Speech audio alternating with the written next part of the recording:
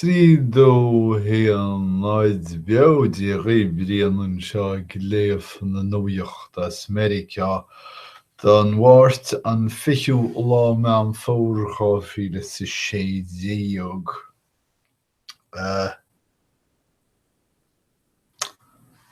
No ní ráméid pe go marróine, ní rá. Go fearr Ahmad Khan Rahami de bhunú na Afganistánne in Linden, New Jersey, rééis málairt lámhaí. Málar tú lámhaí? Beidir málar tú. Cibé lámha chué agus góhé rééis tóiríocht fíochmhar. Tá na húdaráis ag sciúra chúlra an ir seo hena féin do leidzinaí sna phléascanaí an Nuacht agus Nuacht.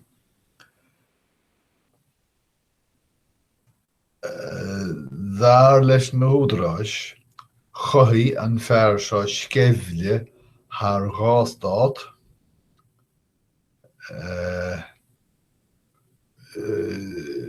phléasc sé mbuamáil in Manhattan agus chóst New Jersey agus spreag sé tóiríocht fíochmhar mar a deireadh ach siú é maidin déalúin ina chola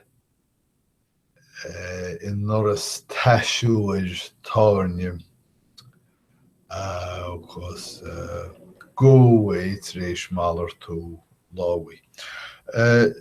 Sinna méid faoin Nuacht nua faoi ach cad is féidir rá? Well, maidin dé saithreann phléasc buama ag tús rás 5 kilometer in Seaside Park, New Jersey. Idir sin agus tránóna is dócha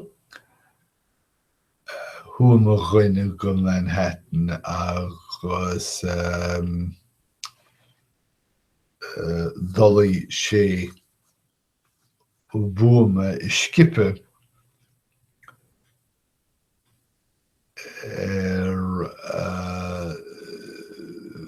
sráide 53. Sráide 53 here. Chelsea siadam. Coppla uaire chláige na dhí sin fuarthas buama nár phléasc sráide 56. Agus dé dúna is tíche fuarthas 5 buama i Máladroma i neice stáisiún trénach Elizabeth.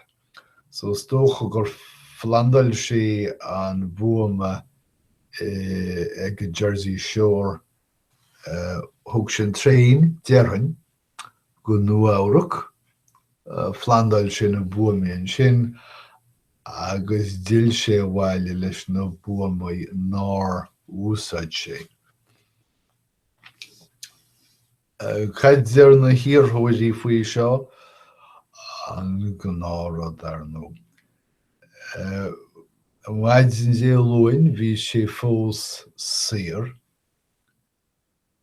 a rún a bhain chúis agus a chospóir do léir ach bhí Hillary Clinton agus Donald Trump in air chu chéile hena féin an lámh nuacht ráil go politiúil.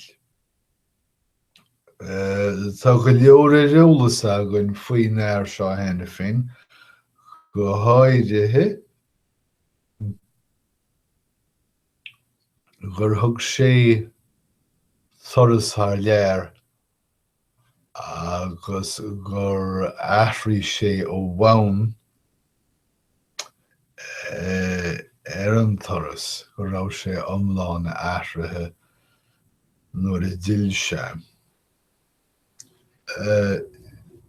Bhí sé creachailte I ní Honda Civics a rinne sé rásaíocht leo, nearna sé rásaíocht leo, agus is chosúil gur fós sé le déanaí. Ní linn rud eile éireolalas agam faoi. An Droichead tá an cás cuairte ag leannacht a raibh, agus tá na stáitianta ag maomh gur raibh níos mó éireolalas agus Christie, Governor New Jersey, ná mar atá sé a tuairt le fios. Thais dar leis a stát, dar leis a rialtas.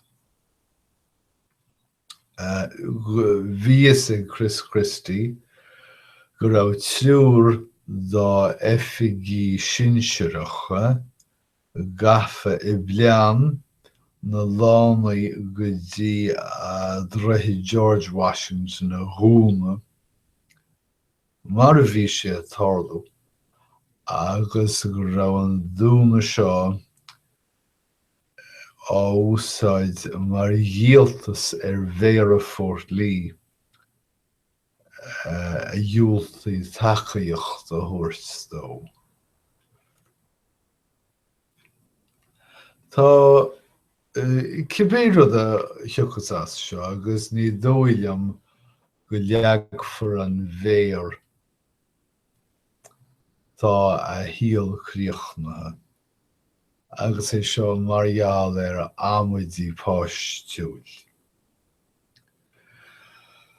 Tá sus córaich sa tírí a thart. Rinneadh ionsaithe éir chun bua fórainte go dtí Aleppo a mharaigh dá réag. Agus sin stopú chun bua go Hams. Nach bhfuil fágthaí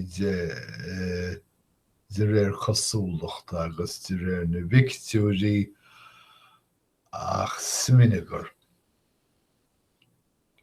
Tá ag caint go fóil faoi Cairr gan Tiománaithe. Agus ní fios go fóil cé nuair a eicfeas na bóithre iad. Chlitte tá siad le feiceáil hena féin ábh. Cibé tá an rialtas ag géirí chothraíochta siúidir hábhailteacht agus nuálaíocht. Tá an rialtas son na teicneolaíochta ach níl iad géire dul róthapaí mar a hincfí. Sasanna, tá ceantar locha hasna Amhrastach, ach is éisteach rudaí Cairr de hála nuair chuaigh siúlóirí agus dreapadóirí muoin sé sin ag ggófort chun slíomh a cheannach. Thílfí go raibh an dá ghream chosúil, ach má bhí agus má buluchtan í leasa iad sa chás chuaigh siad an oidhreacha I chéile maidir le úsáid sa tléamh is dócha. So mar an gcéanna ach éagsúil is dócha. Tá Jamie Palmeroni leafas agus Rob leafas leiscéal I dhéirí fáil amach go bhfuil siad saoire ó Zíce sulla dhéanann siad leanamh. Sé sin sulla ghábhálann siad ginn ach má sé níl siad in cháilethe don tástáil. Agus dá réir sin níl siad a d'eideal an tástáil áil. Níl éon rud eile le rátha an fúthab. Ach go bhfuil an domhan go háirithes na Stáit sin atá cheangail til Meiriceá theas áitaní mar Florida agus California agus Texas. Bheadh íon sína chéile faoin ghalar seo. LiDAR, chudamis trácht LiDAR den chéadúir nuair a thosa mbeidh freastal heisiúin na seandálathe ag Kalamazoo. Úsáidtear LiDAR chun fuirginn si amsú tá folathe ag an bhásach. Ach tá I bhreanúin is sa chambóid. Sa chambóide? Chaimis ní checail. Gach seans gur bé gambóid. Sé, an is is sa bhoclóir. Bhreanúin mar seo, féidir bhfuil sé sa gnáithean.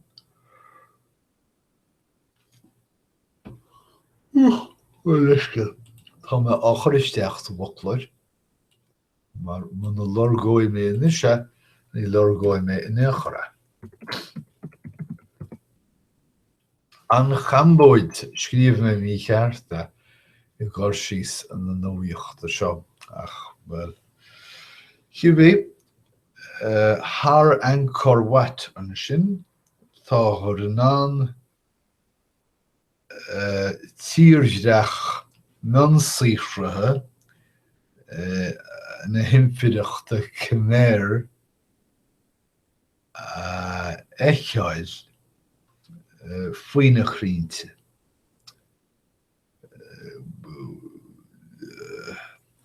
Tírdheach ársa, seanda sé, agus tuchttar le fistin chéadúir Tuispeintear le rítar chomh mór agus chomh mion sonrathe agus mion saorathe agus bhí an impireacht sin. Well, ó ansathe in Nuacht agus New-Jersey go ansaí sáite in Minnesota. Is cosúil go mo gná air amachchas amach an fearr rinne an tionsaí ach má sé háid sé déniúr ag an nionad siopadóireachta agus is deachar dá cháirde a gcuimhní a réiteach leis méid atá feite amachach go faoin ansaí sáite. Tá sé na raice ríis le marathe ag na pólíní. An rinslí agus cirt agus pólíní Tulsa, Joffe siad san rud amach. Ag fisrú marú, bhí cheartlam dún marú arách, zeirtí mé marú, gairim ag pólín bhán, fiú agus tafad físe ag tuispeint go raibh lámha an gairim in áard ó Sicín ag sé sin waríon pólín ag go neamh fróchaireach. Tá phobal bhrein nuas rééis thuispeint go bhfuil dóchasán I measc vótóirí bhán a go fúil go háidethe I bhláiride, nis is stát é seo nach mór buachan. Ní léon dar ráha ag Trump chaithí sé Florida thógáil. Ach is spreag réon pobl bhre seo, mar tá spáinn sé go bhfuil dóchas sa stát sin dó go fóil. Is má táthar is tuairt le fios go bhfuil cheannairí gnó ag creathnú raibh Donald Trump agus a chumtas Twitter. Is cuma le Reid Hoffman, chruthítheoir LinkedIn faoi, agus tá sé rééis Clifa Cártaí chruthú spochan faoi Trump agus í dhéanann funáid faoi. Más bhínead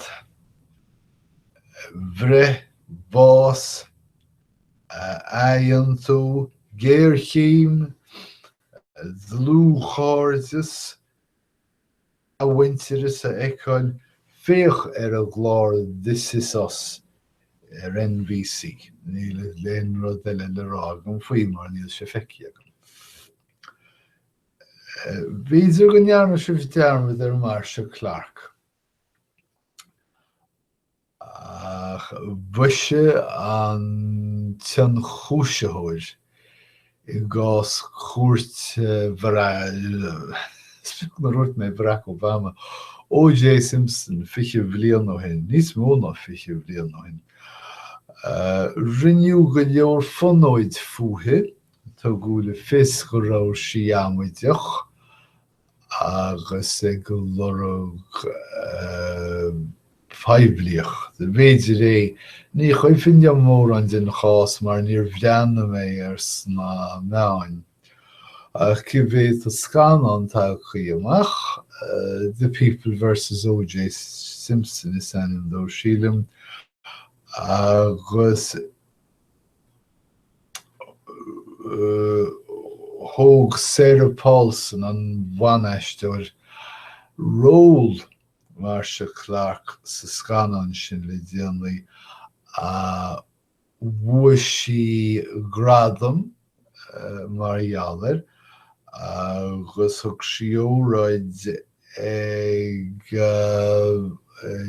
molú Mairiceá Clark. Sinna méid, sin iad na scéalta móra agus beagad an láinneamh a bháin go bhfuil me géirí a ráilíomh gur cheartaíomh súile chuineáil amach de fuil iris. Má dhéanann tú chuir bheag, is mí ní a bheith, is mí bheart. Agus munar féidir thu a chratha in éachar tá tú neamh chúiseach. No. Sin iad focail an léadaíomh agus tá súla go mbeidh muid chaint rís ar a bhad. Guím raithtaí aribh go léir agus súla gur bhain sibh stolt as an mas na barí na bhuíochta seo.